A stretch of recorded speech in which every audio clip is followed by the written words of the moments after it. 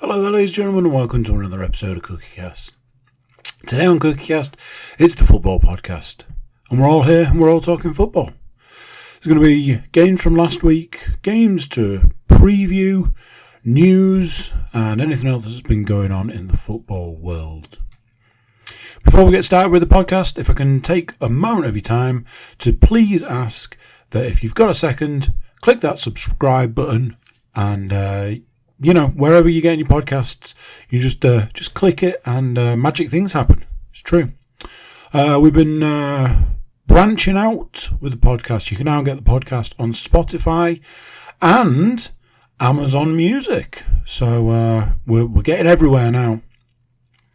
Anyway, enough of that. Let's get started with the podcast. So here we go.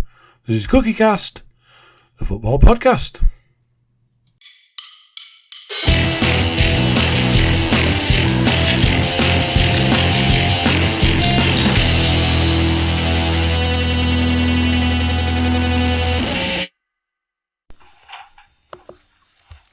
Recording in progress.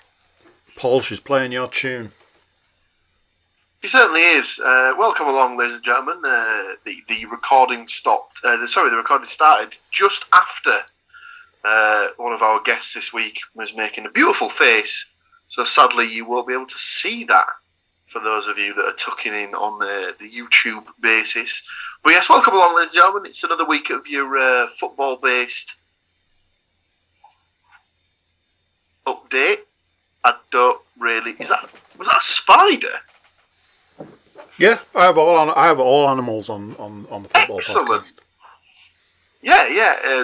It's another small confusion there. It's your weekly football update. Sorry. So we'll chat some Borough. We'll chat some Hull. We'll chat some Nottingham Forest. We might even chat some England, as something happened last Friday that's probably quite important from an international football perspective. So I'm assuming we'll get to that later on. But yes, as we're all gathered here, Andrew, why don't we discuss last week's games? Okay.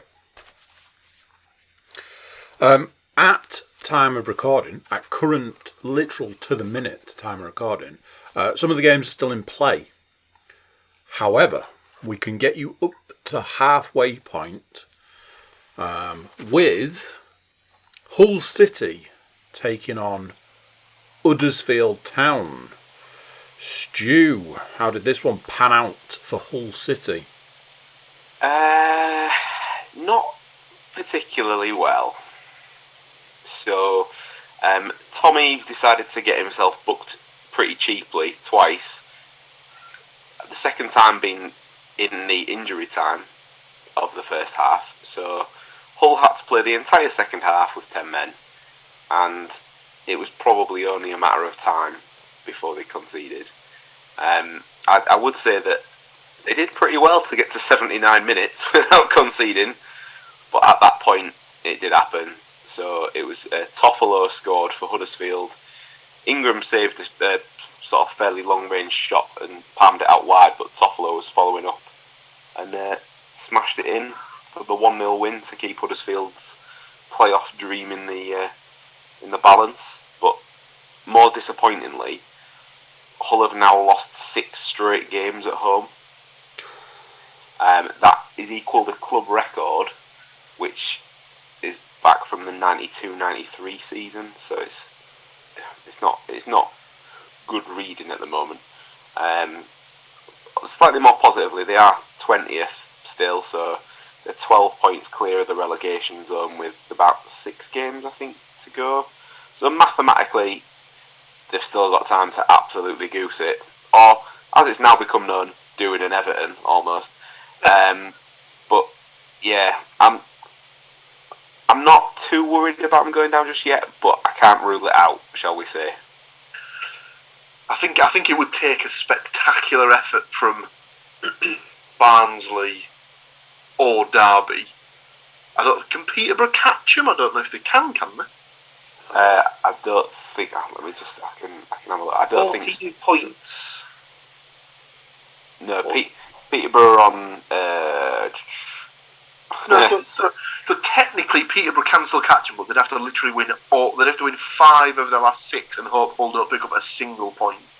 They have to win 5 of the last 6, which would mean double the amount of games that they've won all season. So that would be, and I think that's the kind of general kind of thing of that these clubs would have to win, like, apart from the other East Midlands club in the division, they've not won 6 games. Well, they've won 6 games. What, Coventry? They're not East Midlands. They're West Midlands. They're still counted in West Midlands. I am also a little bit more reassured by the fact that Peterborough have a goal difference of -48. Wow. Yeah. Just in case. But yeah. I mean, it'd be nice if they could just pick up a few more points before the end of the season. But ultimately, for the purposes of the book, 1-0 Huddersfield, Toffolo was the goal scorer. So, for the purpose of the book, Paul, straight off the bat, you predicted Huddersfield with a dominant win. Not quite enough to pick up the 2 full points, so just 1 point for you. You didn't get the goal scorer. Stu, you followed suit with Paul, predicting a 0-2. Did not get the goal scorer, but do get a point for the score. And then there's me and Matt at the bottom of that game, because Matt went with a 1-1, didn't get the goal scorer, and I had Hull to win. So there's that. I wish they'd listened to you a little bit more, Andy, sometimes, to be honest. Me too. So Blackpool went up against Nottingham Forest. Matt, anything really happen in this game? Anything? Nah, boring. There's nothing much happened at all, really. Just the 4-1 win to Forest. I was busy clearing out the garage, ready for the kitchen to be delivered. Luckily, I had the old iPad on the treadmill. Not on the treadmill. I was not on the treadmill. The iPad was on the treadmill, and that's about as much as has been on the treadmill in a long time. But at least something was on the treadmill. Just in time to see the 3rd Forest goal scored by Brennan Johnson. But if we quickly rewind back, so Zinchenko got things started off with a bit of a deflected goal. Brennan Johnson got the 2nd one with a very nice finish. Then he got the 3rd one, which was a nice little dink over the top of the keeper. It's the finish. And then Sam Surridge came on and got the 4th. And then, unfortunately, just to kind of block the copybook, but make sure that it had the most goals in all the games we covered this week. Blackpool got 1 from Connolly. So, I should just say, sorry, at the end of it, the Blackpool manager said the better team didn't win. I beg to differ with that one. Can you really say that when you're going in at half-time 3-0 down after you've been absolutely outplayed for the first 25 minutes? My dad was up and he went, "What?" And I was like, yeah, Dad, that's about right. Yeah, just what? Just talking absolute bullshit. I mean, the only way that could possibly be justified is if he meant the better team didn't win the second half. That is the only way that comment is justified. It's just absolute nonsense. I mean, like, anyone who watched that game could see that in the first half, Blackpool were absolutely blown away. Mm-hmm. It wasn't even a competition. They were absolutely dreadful. The second half was a bit more competitive, but I wouldn't say undoubtedly the better team kind of, lost the second half either. Paul, do you have any particular thanks you want to send out from this game? Well, a few of us were out for a light refreshments on Saturday, shall we say? And one of the participants was Nottingham Forest fan Mr. James Panas.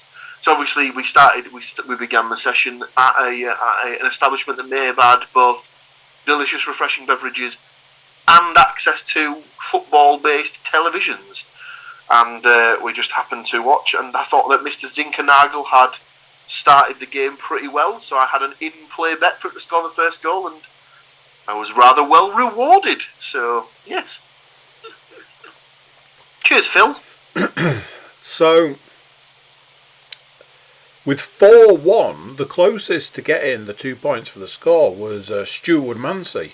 Just pipped at the post with a 3-1. Paul, you get a point for your score, but unfortunately that's where your points end.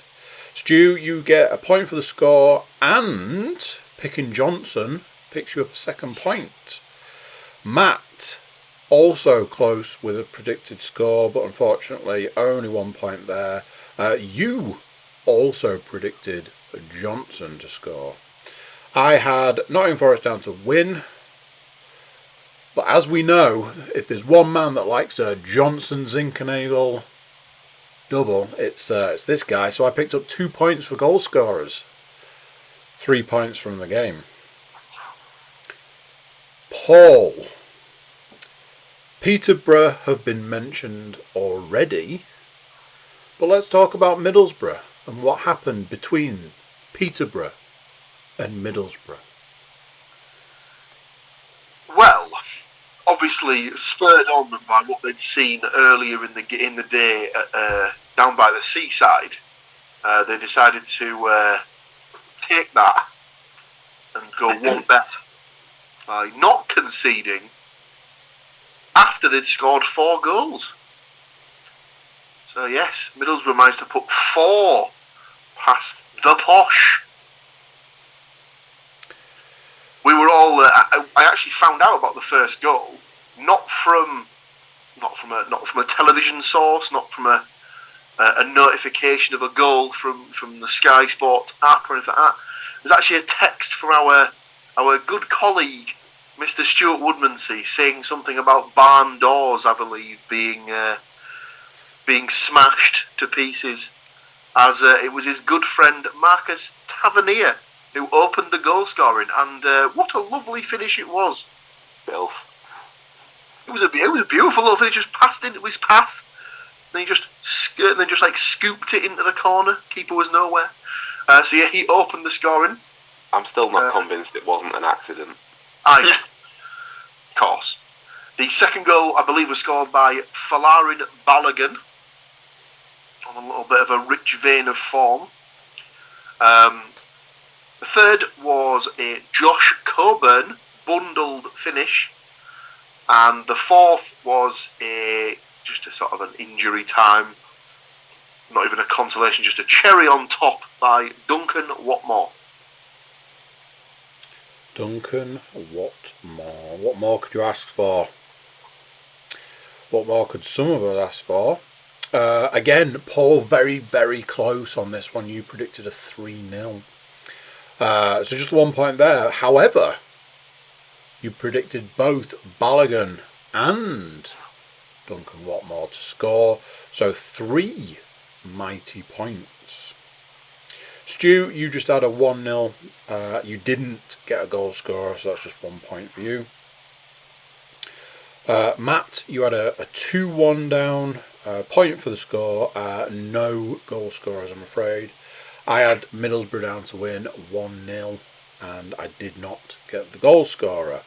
So at the halfway point for the week, the scores look like this. Matt, you are bringing up the rear with 3 points. Myself and Stu tied for second place currently, 4 points apiece. And out in front, the leader of the pack, Paul Williams, 5 points. But still 2 games to play, or currently being played. So we'll have to switch away from their scores and do something else. Like take a break. A break may be the best solution, yes. Build that We could tension. do like live breaking news on the podcast result, if you want. Well, I could also do this. Your game's still going, though. I No, mean, my game is 100% finished. I mean, the suspense that we are building right here and now before going into the break, it's up there. Obviously, for the listener stroke watcher, a break is like, it's half a second, but for us, it's a little bit longer than that. So, we'll be back with some almost live scores, news, and anything else that we can think of. We'll be right back.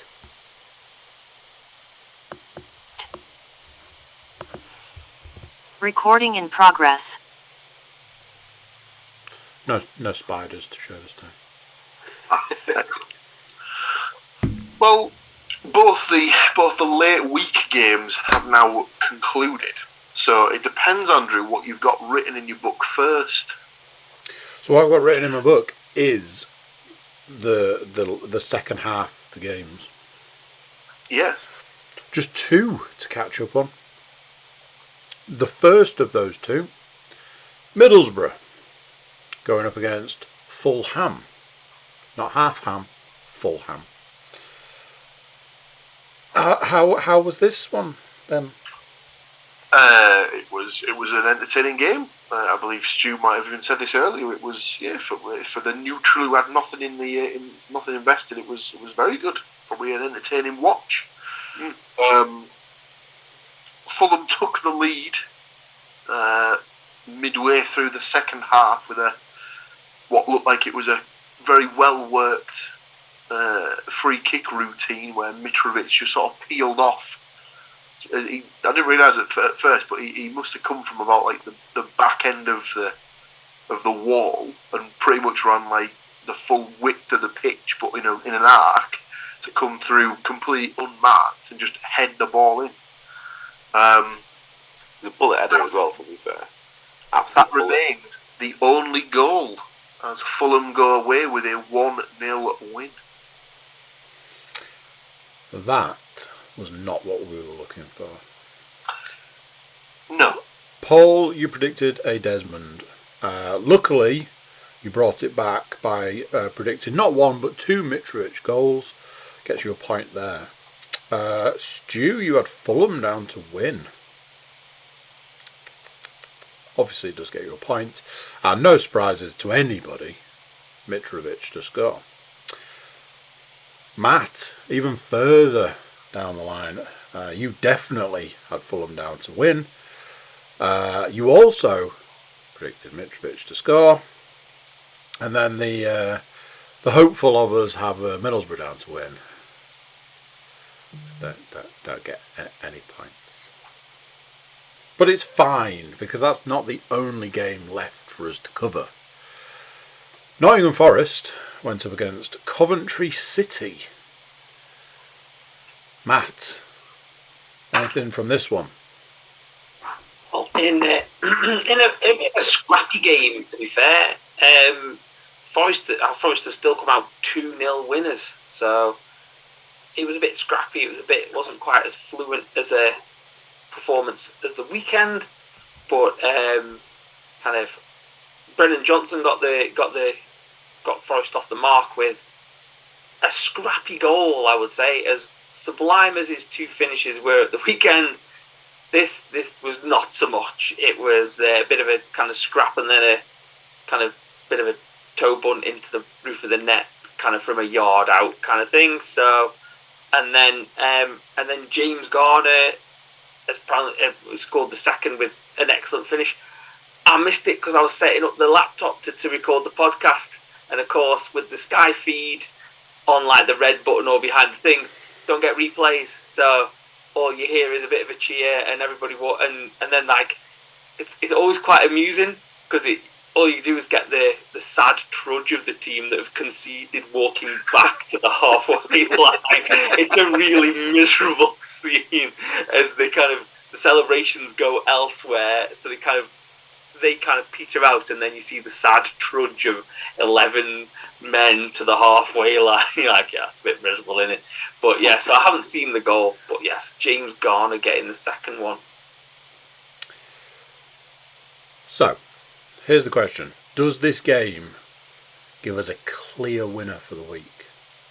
Well, Paul, you predicted a draw. You did not predict either of the Forest goal scorers. No points for you, I'm afraid. Stu, you predicted a Forest win. Just 1-0 though, so just the point, and you didn't get either of the scorers. So that's where your scoring ends. Matt, you predicted a Desmond. Luckily for you, not all hope was lost by predicting Garner to score, so just 1 point there. And then there's this guy, who loves nothing more than putting Forest down to win 2-0. And then loves nothing more than predicting Johnson to score one of those goals. So, has anybody been keeping score? I have. It's very much a tie in a lot of ways, because there is only first and second this week. Paul and Matt, you are tied for second place, 6 points each. Myself and Stu will be fighting to the death for first, with 7 points each. Whilst you were going through them scores, I just actually realised that the 1 week that I could have put an acca on all 5 games and had the winning team each time, yeah, definitely didn't do that. Damn it. So, where are we going next? Well, as there's only very few games to predict, why don't we get the predictions out of the way so we can have a lovely chat about the news and what's been going on. So, there is only 2 games, which after the weeks we've had seems unusual to just have 2 games.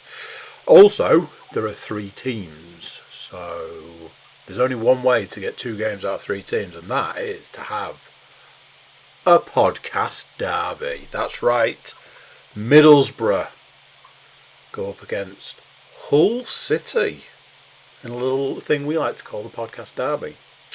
Now then, as it is 2 of these gentlemen's teams, they will have to decide who's picking last out of the 2 last picks. I've already put a little something down in the book. So Matt, why don't you furnish us with what you think is going to happen in this game? I've gone with a Middlesbrough 2-1 win. I think they're going to try and after their loss this evening, kind of try and bounce back. Obviously, what was it, 9 games on the trot they'd won at home or something like that. Kind of a bit of a bounce back. 2-1 win. Balogun and Sparrow for the Borough, and my main man who I haven't picked in a while, I think he's feeling a bit hard done too. Honeyman to get that kind of that consolation goal. See, I like what you've gone with there, Matt, because I've gone with Middlesbrough 2-1. I've gone with Sporrar, Watmore, and KLP. So I feel similar but different.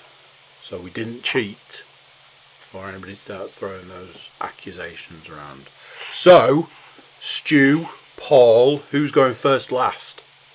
I'll go first because Paul's the home team. So okay. Well, I was going to say, as the away team, I was going to let you have choice of first or second. Nah, I would say home advantage, but I mean it's pretty clear that you're actually not even going to need that. You guys are way more optimistic than I am, because I don't think we'll even score. So I've just very simply gone for Middlesbrough 2, Hull 0. I've gone for Crooks and Balogun to score. It surprised me that Balogun didn't get brought on tonight after being in recent bit of good form of late.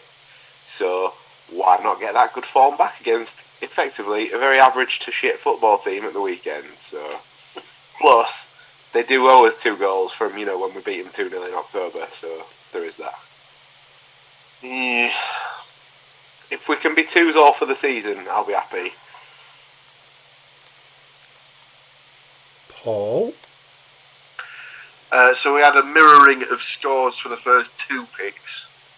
And it's the same for the last 2 picks, as I also think it will be 2-0.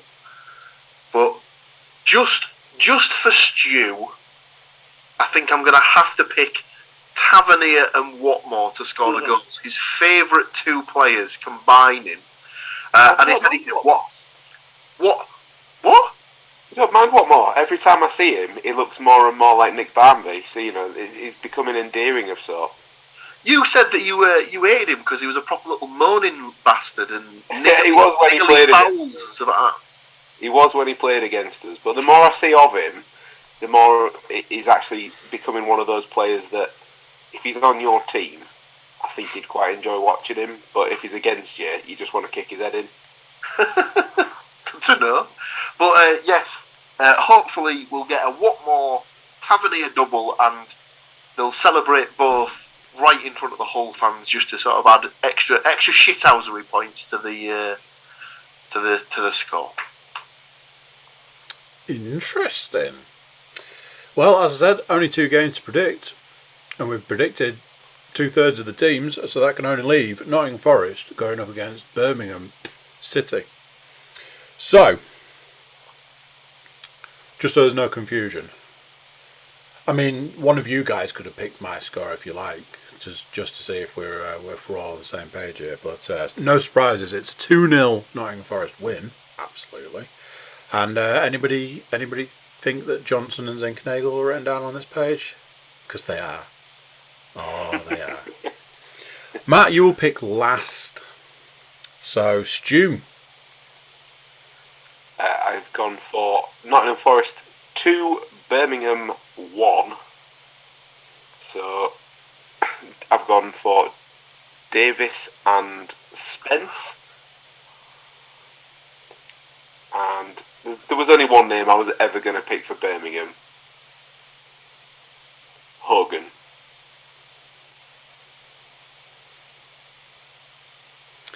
There we go. Paul. 3-0 home win, please. Wow. Birmingham, to all intents and purposes, from their own supporters, sound like they've basically just checked out for the season. They've got enough points to be safe. They haven't got enough points to be challenging the playoffs, so they're very much in that coasting from now until the end of the season mode. I'll go for Johnson, as he seems to be in a bit of a hot streak. In fact, stick him down for 2. And old Philly Zinks for the 3rd. I know it was a cookie special, that one. Go on, Matt. Tell us how it's really happening. I have gone with, a bit like Stu's, I've gone with a Forest 2-1 win. Johnson and Davis to score for Forest. And Troy Deeney to get one. So apparently he's on his way back, but couldn't force his way into the team because Lyle Taylor was in such a rich vein of form. But Lyle Taylor can't play on Saturday, so there you go. Troy Deeney. Boom. That's it. Just the 2. All done and dusted. Predictions are finished. So, I presume that's going to take us swiftly to the news.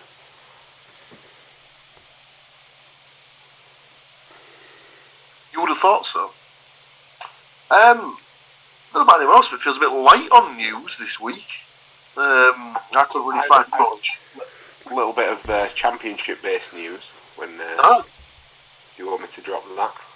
Open with that if you want, then we'll go to the World Cup Pro. So it was, we've talked about it just the odd time on the podcast about how our to put it lightly, disdain for a certain Midlands-based club, as Matt may attest. Coventry. We discussed this earlier. Yeah, Coventry. It was revealed that Chris Kirshner is the confirmed as the preferred bidder to take over at Derby. However, Derby fans, strap yourselves in, because the bid does not include ownership of the stadium. Do we want to hazard a guess at who might own that stadium should that bid be successful? They're staying at Uncle Mel's house. They're staying at Uncle Mel's house. Does it? I was going to say, does it rhyme with Bell? And then I can't think of anything for Morris. Doris. There you go, Bell Doris. But Matt is correct. Effectively, as much as Derby fans will probably want to string up Uncle Mel, he's still hanging around like that bad smell that you just can't get rid of, because he will own the stadium that they are playing in should that bid go through as it's been laid out. So just to clarify, he can sell the club, keep the rights to the stadium, and therefore charge them rent to play games there. He is a genius. I'm pretty sure that's not how Derby fans will be describing him right now. However, he wanted like 30 million, was it 30 to 50 million for the stadium? Which is just amazing. It's generally just...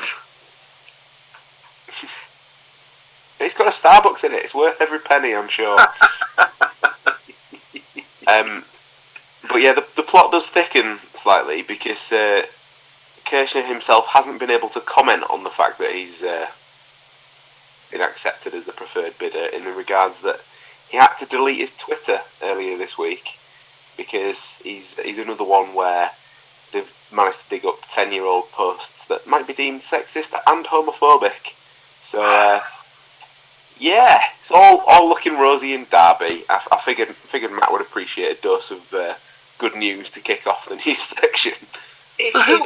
It's great, because he was the one who came out when the club first went up for sale and gave it the big licks, and was like talking.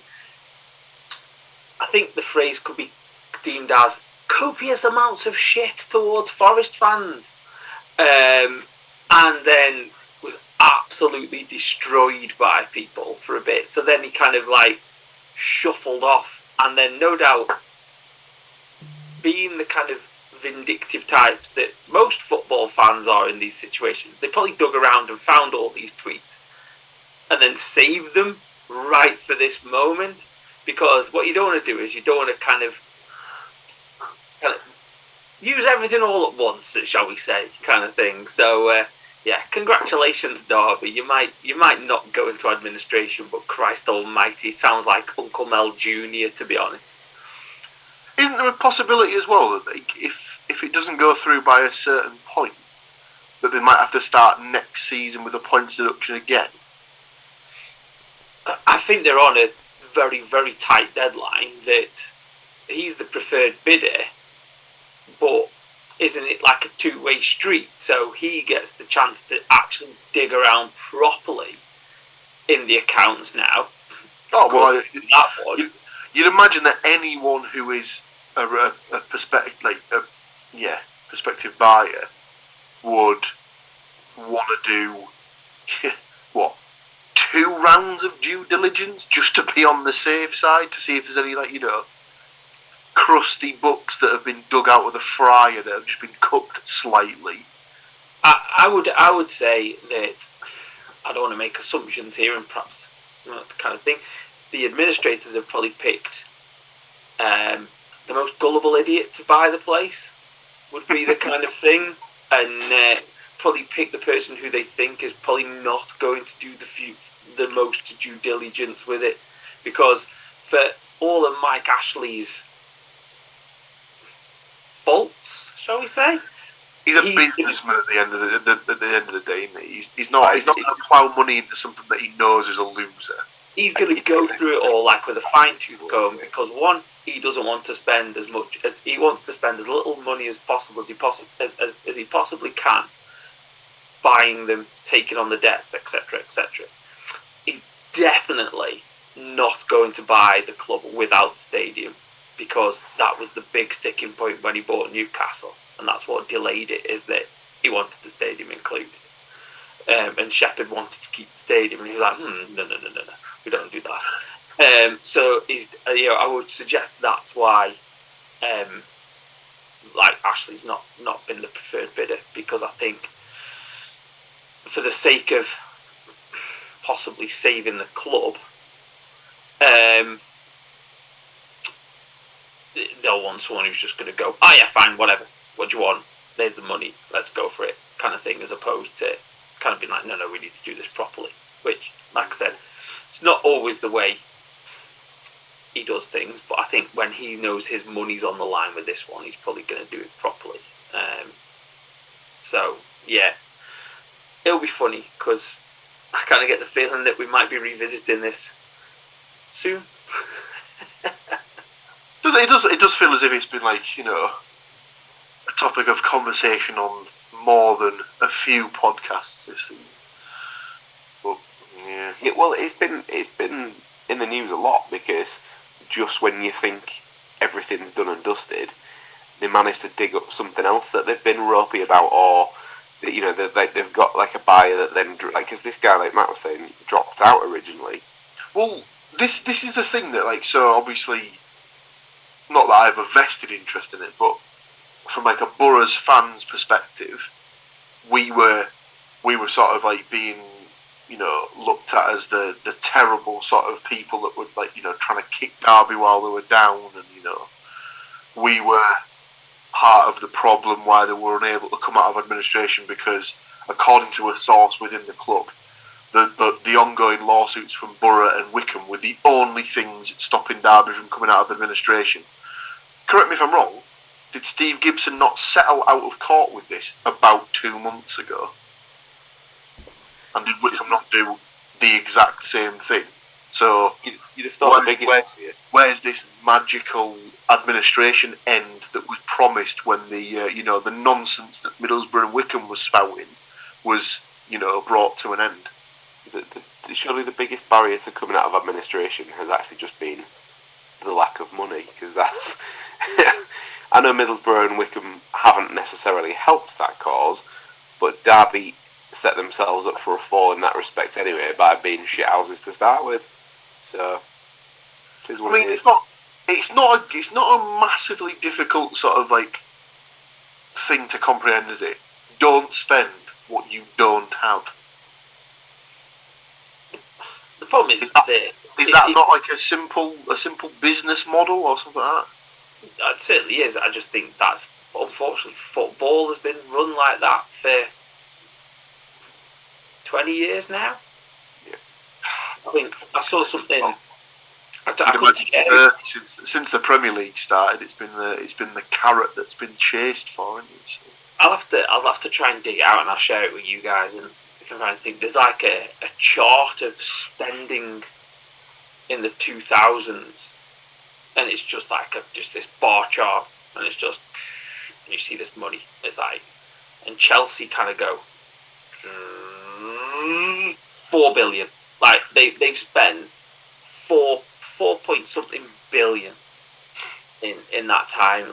Man United have spent not far off that as well. They're just behind, and it's a mental amount of money that is spent. And I know they're successful clubs, but it's when you see this chart, you see it, and then Leeds go, and then they go straight off the end of the chart, kind of thing, because obviously not in the Premier League anymore. It was quite funny, because I know the exact one you're talking about, and there was because I remember watching it actually, because I think it's like a 15-minute video or something like that, but it's basically it is exactly that. It's just charting the spend of every Premier League club, but it only ever does the top 10 or 15 or something like that. It's obviously constantly changing. And then you can just tell when teams drop out of the league, because the numbers are always going up and they just stop. And then you see their bar slowly getting closed in on by somebody else's bar, and then overtaking them, and they drop, and then they drop, and then they drop. It happened to Borough. So I think Borough were in the top 8 spend or something like that. And then they got relegated in 2009, and it was just a case of ding, ding, ding, ding, ding, and then they just went off the page altogether. It was for God's sake. Big business now, sadly. It's not about the love of the game anymore. It's about the bucks that's spent at the turnstiles in the club shop. So it is what it is. Oh, actually, as we're talking about big money and football, what a perfect segue to get to the World Cup that's going to be taking place in December. Well, November in December, sorry, of all things, in Qatar. I'm assuming that to host such a World Cup segment on a podcast on the CookieCast network, you have sufficiently land and his pockets with gold to. Well, obviously, what won't be seen on this, but will be seen on the actual feed that goes out is the corporate sponsorship segment that's been lucratively handed out to the podcast for us mentioning such a world-renowned sport. It's rumoured that they got Sean Connery to do the voiceover as well. Well, yeah, there is that as well. But yes, the World Cup draw was done last Friday over in, I believe it was in Doha, and England received what could be described as a fairly favourable group. They were paired with Iran, the United States of America. That's going to be tasty. And one of Wales, Scotland, or the Ukraine, depending on who comes through that particular qualification path. So, yeah, a fairly handsome-looking group. One that they should be able to qualify from without many hiccups, you'd imagine. It's always the way, though. This is England, though, so you know. I know, like everybody's getting excited because it might be Wales. I mean, without meaning to be horrible about the current situation, I can't see it being Scotland or Ukraine because realistically, when the hell is that game ever going to get played? Well, yeah.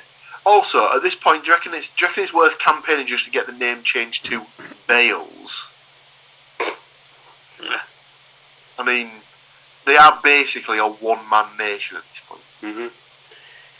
The entire I watched that Wales game against was it Austria? I think there's the qualifier, and 99% of the production before the match was let's talk to Gareth Bale, let's talk to Gareth Bale's dad, let's talk to Gareth Bale's mum, let's talk to Gareth Bale's dog.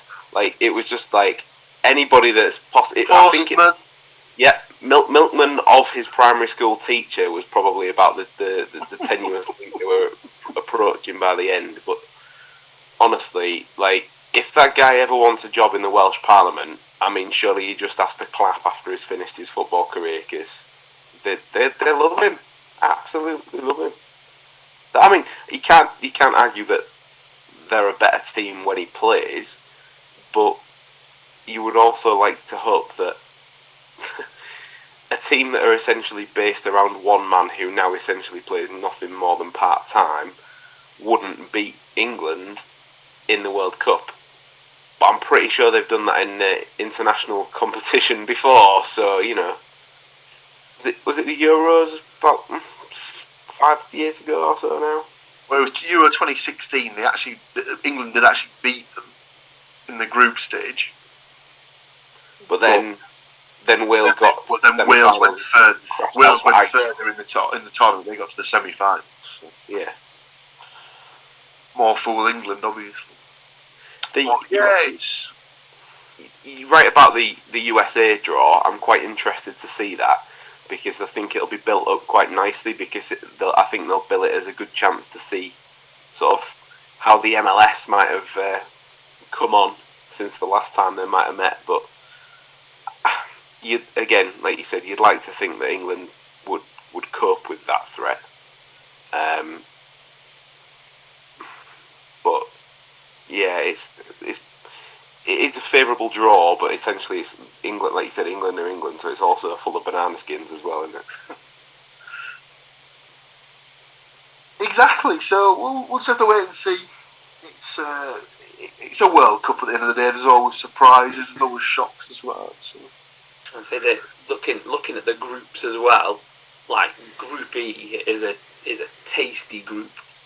That's got Spain, Costa Rica or New Zealand, so probably Costa Rica, Germany and Japan. I mean, that's a group and a half. That's just... It's a spicy little meatball, that. Yes. Anything Like else? Stu said, not entirely sure what the crack is for when the remaining playoff games will be played, as the Scotland-Ukraine game is the one that's holding things up from the European perspective. Is that because all the games were just one-offs, weren't they? So is it being held up because it should have been played in Ukraine? I imagine it was due to be played in the Ukraine. I don't know why they wouldn't have just switched the game to Scotland, but I think there is also the small matter of the players might be a little distracted as well, so they tried to probably delay it for an amount of fairness. But it feels really harsh to say it, because I feel like they kind of were biding their time to see if stuff got resolved a little quicker than maybe it has been, and it's going to reach a point where a decision is going to have to be made on that game, because if you put Scotland through because of the situation, that makes them look bad, really, doesn't it, as well? So it's not exactly standing by that country if you're then going to dump their football team out for getting bombed. So tough situation. Yeah, very difficult. But then, likewise, you can't just say, "Well, we'll put them through," because then it's not fair on Scotland. So I really don't know what the best course of action there is. It'll come down to some ridiculous rule that was written hundreds of years ago, that if the game can't be played, it'll be decided by a coin toss or something like that. Watch this space, I dare say. That's pretty much all I had, really. I'm the same. I had the Derby stuff and I knew the World Cup stuff, but not much has really happened this week. Okay. So that brings us to any other business. Anything fun to finish on? I couldn't really find anything this week. The only one I found, I kind of shared it around this thing, was Steve Hodge, who used to play for Forest, has just sold his, obviously, just about caught up with Maradona in time to swap shirts with him at the end of the 86 World Cup final, and has just sold said top for £4 million at auction. If you ever watched the 86 game, or just watch the Maradona goals, each of them, Steve Hodge is generally the guy that's jogging somewhere near him, trying to somehow get close to him.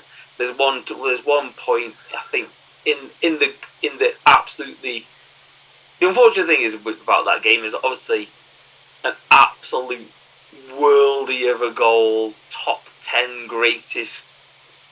I mean, you say definitely top 10 World Cup goals. It's probably top 10 goals of all time kind of thing. Is punctuated at one point where Steve Hodge tries to make the already incredibly short Maradona about a foot shorter by taking him off at the knees. To which Maradona skips past and then proceeds to kind of ghost his way in. There's another couple of very agricultural, shall we call it, attempts to bring him down. Who's the guy who finally hacks him down as he's scoring? Because it's that case of, if the ball hadn't gone in, it's the most stick-on penner you've ever seen ever. Is it Terry Fenwick? Could be. I'll need to go back and watch it, because I've never properly watched it. I've just seen it in clips. So I'm pretty sure it's Terry Fenwick who was like the England left back at the time. It's one of the most horrific fouls I think I've ever seen. It's brutal. Peter Reid hacks at him once, then Maradona leaves him behind. Then Peter Reid has another go at him and is left for dead. And then I think that's when Steve Hodge comes in and nearly takes him off at the knee. And then he keeps on going. And then Terry Fenwick Wright, as he kind of sticks it in the back of the net.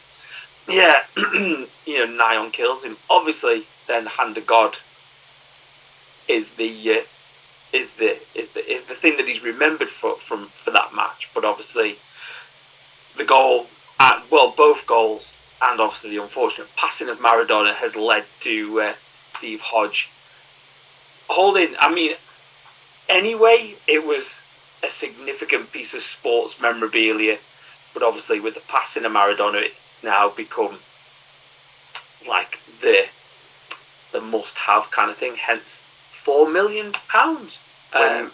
When you sent that article over earlier on, I had a little look through it, and one thing that I didn't realise was that it said that it had been on loan at the National Football Museum for the last 20 years.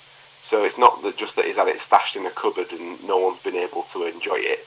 Like, at least he's done that with it first, so people have had a chance to see it. Which I've been to the National Football Museum, I think 3 times. I don't remember seeing it there, I have to be honest. So maybe they've had it stashed in the cupboard for the staff to enjoy. But also the other bit that made me chuckle was for the sale room they had a description, because obviously you have to have it said, where is it? I lost it.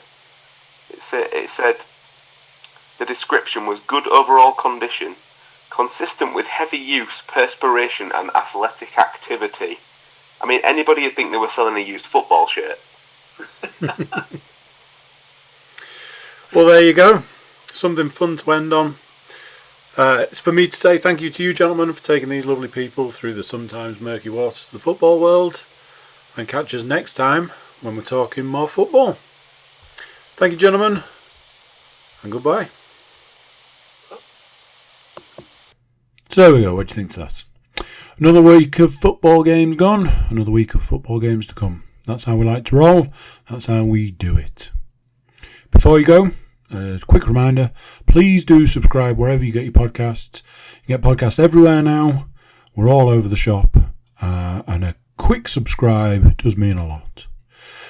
You can also check out our website, cookiecast.com. There you'll find all social media links, email button.